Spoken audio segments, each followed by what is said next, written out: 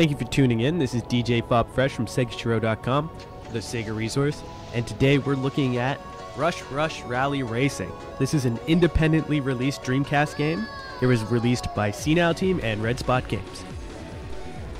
So let's cover the basics. Rush Rush Rally Racing is a two-dimensional top-down racer, similar to something like Super Off-Road or the Micro Machine racing games from the 16-bit era. They're old school, retro, but it's a lot of fun.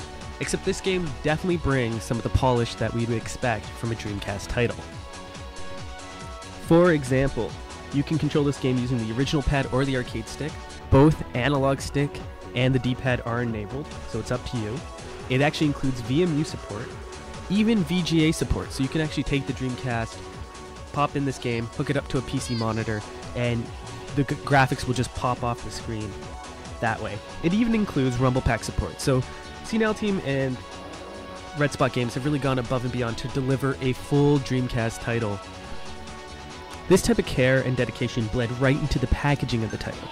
Now normally, I wouldn't talk about the packaging of a game, however, since this is an independent release, gamers will want to know if this is going to mesh well with their Dreamcast collection as a whole. And let me tell you that Red Spot Games and Senile Team have done a stellar job. This looks like a Japanese Dreamcast release. From the way the labels are set up to the manual, they did a full color cover, and even the CD art on the disc itself is pretty stellar.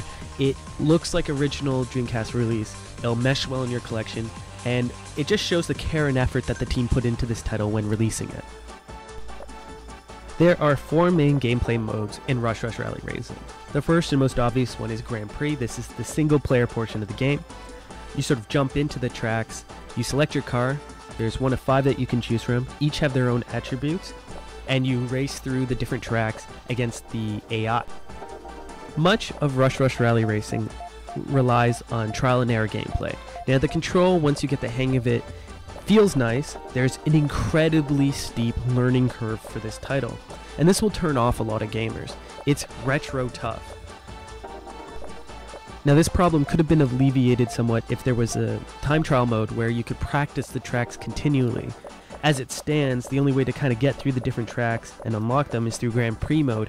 However, you only have a certain number of continues, and when you use up those continues, you get kicked back to the start. So this is one of those games where you're going to play the first couple of races a lot more than you were going to play the last couple of races. And it's kind of a hard pill to swallow when you get, 5 or 6 races in, only to get kicked back right to the start and have to do all of the races again.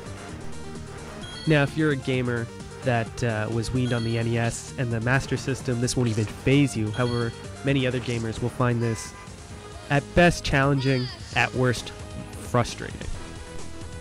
Where Rush Rush Rally Racing really shines is in multiplayer, local multiplayer. And the screen that you're seeing above is from Get Ahead mode.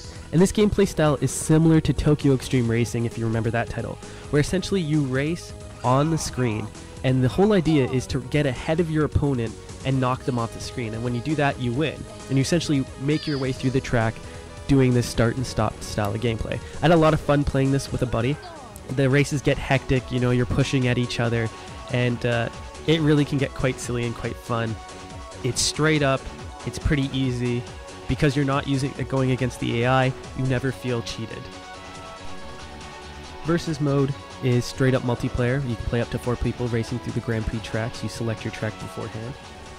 Furthermore, item mode is similar to versus mode, except with the added icons that you can pick up. So you can pick up guns or oil slicks and set traps for each other. So that's a little bit of fun as well.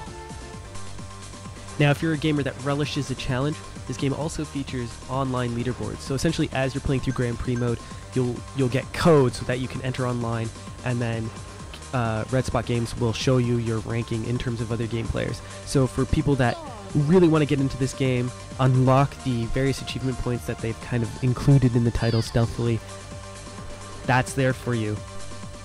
For gamers that have the patience for this kind of gameplay, will really find this title rewarding. The controls are nice and responsive in this title. They fit the game, however there is a steep learning curve attached to them, so while it might seem loose at first, it's more likely to be you than the actual game itself. Now the game has solid graphics, It's not going to win any awards by any means, but the 2D graphics will remain solid for many, many years. They'll age well. The game also reminded me a little bit of the Grand Theft Auto models of the first GTA, and so that was a little bit of nostalgia there. They also let you do little awful things like get into a cow pen and run over cows. You can also race over people along the track, and all that kind of terribleness was a little bit cheeky and a little bit funny. Sonically, this game was a little bit generic for me. That isn't to say that you won't enjoy it. I just never really noticed it. Team Senile and Red Spot Games have put together an excellent package. However, this game is targeted for retro game players and Dreamcast Elite.